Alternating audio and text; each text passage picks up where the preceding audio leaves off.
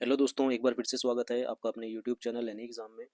इस वीडियो में हम चंडीगढ़ एडमिनिस्ट्रेशन में एजुकेशन डिपार्टमेंट के अंदर जो वैकेंसीज़ हैं जीबीटी, पीआरटी, एनटीटी और टीजीटी के लिए जनरल अवेयरनेस का पार्ट 3 देखेंगे।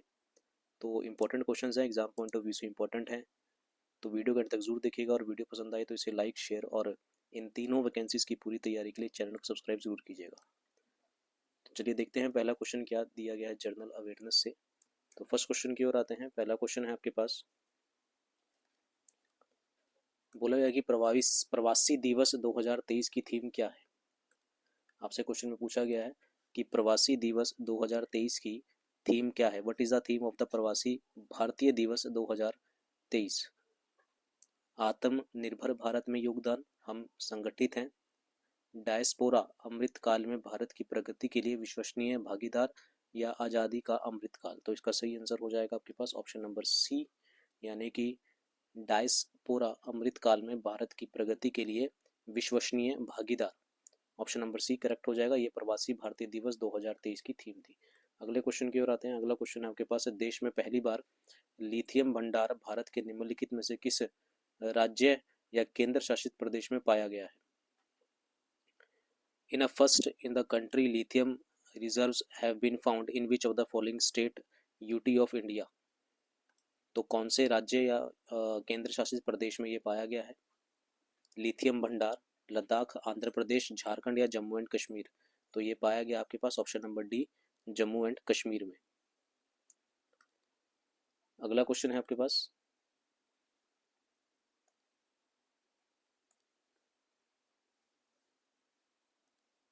एक सेकेंड।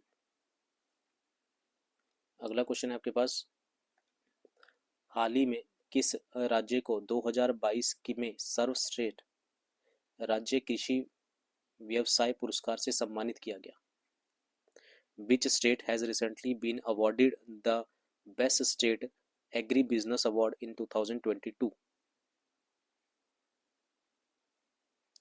तो किसे ये जो है वो सम्मानित किया गया है, वो किया गया है आपके पास हरियाणा राज्य को। ऑप्शन नंबर बी करेक्ट हो जाएगा। अगला क्वेश्चन दिया गया है कि सितंबर 2023 में कौन सा देश G20 शिखर सम्मेलन की मेजबानी करेगा या कर चुका है। Which country will host the G20 summit in September 2023। तो किसने ये मेजबानी करी थी, ये करी थी भारत ने। आपका ऑप्शन नंबर ए करेक्ट हो जाएगा। भारत ने सितंबर 2023 में G20 शिखर सम्मेलन की मेजबानी करी थी। अगला क्वेश्चन आपके पास है, लॉरियस वर्ल्ड स्पोर्ट्स अवार्ड 2023 में world sportsman of the year award से किसे सम्मानित किया गया है।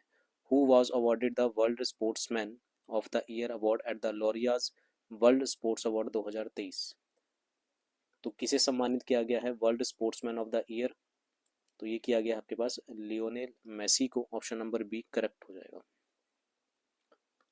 अगला क्वेश्चन, अपना पहला क्ले कोर्ट खिताब जीतकर किसने इटालियन ओपन 2023 जीता। कौन सा। Who won the Italian open 2023 clinching his maiden clay court title. कौन सा टाइटल है, क्ले कोर्ट खिताब है, किसने ये जीता है, जीतकर इटालियन ओपन 2023 जीता है। तो ये है आपके पास option number A, Daniil Medvedev. Daniil Medvedev ने यह अवार्ड जीता है। अगला क्वेश्चन है आपके पास, निम्नलिखित में से कौन हिंदुस्तान रिपब्लिक एसोसिएशन के संस्थापक में से एक था। निम्नलिखित में से कौन हिंदुस्तान रिपब्लिकन एसोसिएशन के संस्थापकों में से एक था। Who among the following was one of the founders of the Hindustan republican association. तो कौन था, वो थे Ram Prasad Bismil. Option number B correct हो जाएगा।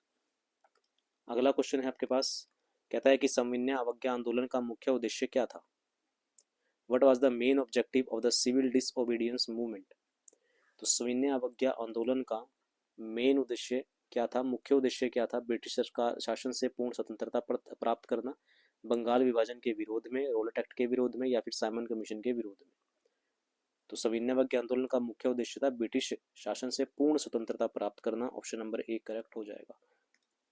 अगला क्वेश्चन है, 12 दिसंबर 1911 को किस ब्रिटिश राजा ने बिहार को बंगाल से अलग कर उड़ीसा सहित प्रांत बनाने की घोषणा की।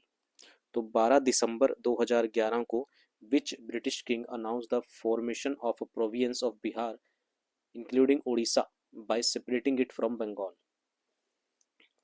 किसने ये जो था घोषणा करी थी? ये करी थी जॉर्ज 5 ने। ऑप्शन नंबर 3 करेक्ट हो जाएगा, जॉर्ज 5 ने ये घोषणा करी थी। अगला क्वेश्चन है, नए राज्य के निर्माण हेतु संवैधानिक संशोधन के लिए कितने बहुमत की आवश्यकता होती है? Creation of a new state require a majority for constitution amendment. नए राज्य के निर्माण हेतु संवैधानिक संशोधन के लिए निम्नलिखित में से कितने बहुमत की आवश्यकता होती है? साधारण 2/3, 3/4, सभी राज्यों के आधे से 2/3 अधिक अनुसमर्थन। तो कितना होता है? साधारण होना चाहिए, यानी कि ऑप्शन नंबर ए करेक्ट हो जाएगा। अगला क्वेश्चन है, कहता है कि भारत के संविधान का कौन सा अनुच्छेद राष्ट्रीय आपातकाल से संबंधित है? Which article of the constitution of India deals with the national emergency. राष्ट्रीय आपातकाल से कौन सा आर्टिकल संबंधित है? वो है article 352। Option number A correct हो जाएगा। आर्टिकल 352 जो है वो आपका नेशनल इमरजेंसी है। और आर्टिकल 356 की बात करें, आर्टिकल 356 आपका स्टेट इमरजेंसी है।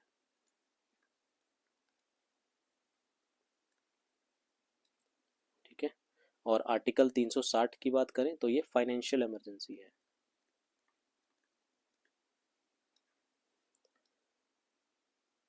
और चलिए अगले क्वेश्चन की ओर आते हैं। अगला क्वेश्चन है आपके पास, निम्नलिखित में से कौन सी समिति भारत में चुनाव सुधारों से संबंध नहीं है? कौन सी समिति है जो भारत में चुनाव सुधारों से संबंध नहीं है? वो है आपके पास अशोक मेहता समिति। ये भारत में चुनाव सुधारों से संबंध नहीं है। अगले क्वेश्चन की ओर आते हैं। अगला है आपके पास, मैत्री एक्सप्रेस भारत को निम्नलिखित में से किस देश से जोड़ती है? मैत्री एक्सप्रेस की बात हो रही है। ये इंडिया और कौन से देश को जोड़ती है? ये इंडिया और बांग्लादेश को जोड़ती है। आपका ऑप्शन नंबर ए करेक्ट हो जाएगा। ये ट्रेन जो थी, इसने अपनी पहली सर्विस दी थी 14 अप्रैल 2008 से। ठीक है ना। ट्रेन अपनी जो पहली सर्विस जो दी थी वो 14 अप्रैल 2008 से, और ये स्टार्ट हुई थी कोलकाता और बांग्लादेश में ढाका में जाके इसकी सर्विस जो थी वो ये वहाँ तक ये ट्रेन गई थी। अगले क्वेश्चन की ओर आते हैं। अगला है हमारे पास, भारत का सबसे बड़ा पठार कौन सा है? Which is the largest plateau in India. तो भारत का सबसे बड़ा पठार है आपके पास दक्कन पठार। ऑप्शन नंबर ए करेक्ट हो जाएगा। The largest plateau in India जो है वो है दक्कन का पठार। अगला क्वेश्चन आते हैं। अगला क्वेश्चन है आपके पास, निम्नलिखित में से किस राज्य में भारत में सबसे अधिक पवन ऊर्जा उत्पादन होता है? विच of the following state has the highest wind energy production in India. Orissa, Karnataka, Maharashtra या फिर तमिलनाडु। तो कहाँ पर सबसे ज़्यादा हाईएस्ट विंड एनर्जी प्रोडक्शन होता है? तो ये होता है तमिलनाडु स्टेट में। आपका ऑप्शन नंबर डी करेक्ट हो जाएगा। तो ये थे हमारे पास जनरल अवेयरनेस के 15 इंपॉर्टेंट क्वेश्चंस। इसी तरह के मोर इम्पोर्टेंट क्वेश्चंस के लिए अपने एग्ज़ाम की पूरी तैयारी के लिए चैनल को सब्सक्राइब ज़रूर कीजिएगा। और वीडियो पसंद आई हो तो इसे लाइक, शेयर और तीनों एग्ज़ाम की पूरी तैयारी के लिए चैनल को सब्सक्राइब कीजिएगा। अभी के लिए इतना ही रखते हैं, मिलते हैं अगले पार्ट में। Thank you very much.